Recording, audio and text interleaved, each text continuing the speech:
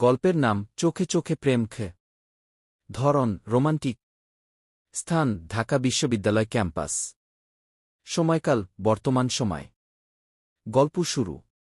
ঢাকা বিশ্ববিদ্যালয়ের কার্জন হলের সামনে বসে আছেন তানিম। ইংরেজি বিভাগের শেষ বর্ষের ছাত্র। হাতে একটা পুরনো বই, শেক্সপিয়ারের কি রোমিও অ্যান্ড জুলিয়েট গি। তানিম বই পড়ছিল, কিন্তু মন ছিল অন্য কোথাও। সে অপেক্ষা করছিল। হ্যাঁ, অপেক্ষা করছিল নীলার জন্য।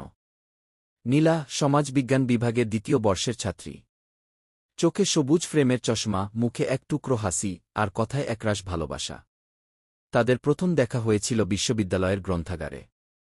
নীলা তখন একটা বই খুঁজছিল, love in a time of cholera কি। তানিম হঠাৎ করেই বলেছিল, এই বইটা আমি গত সপ্তাহে পড়েছি, আপনি চাইলে দিতে পারি কি। সেই থেকে শুরু। ধীরে ধীরে পরিচয়, আড্ডা, তারপর বন্ধুত্ব। নীলার একদিন বলা কথাটি আজও তানিম ভুলতে পারেনি। ভালোবাসা মানে সবসময় একসাথে থাকা না, বরং দূর থেকেও একজনের খোঁজ রাখা গি। কিন্তু হঠাৎ করেই নীলা দূরে সরে যায়। ফোন ধরত না, মেসেজের উত্তর দিত না। তানিম ভেঙে পড়েছিল। সে জানত না নীলার বাবা হঠাৎ অসুস্থ হয়ে পড়েছেন, আর সংসারের দায়িত্ব নীলা নিজের কাঁধে তুলে নিয়েছে। 3 মাস পর আজ হঠাৎ ক্যাম্পাসে এসে তানিম দেখে নীলা দাঁড়িয়ে আছে, সেই আগের মতোই, চোখে সবুজ ফ্রেম, মুখে লাজুক হাসি। তানিম, আমাকে মাফ করো। আমি চাইনি দূরে যেতে। কিন্তু পরিস্থিতি গ। তানিম ধীরে এসে নীলার পাশে দাঁড়াল। আমি তো কোথাও যাইনি, আমি তো এখানেই ছিলাম।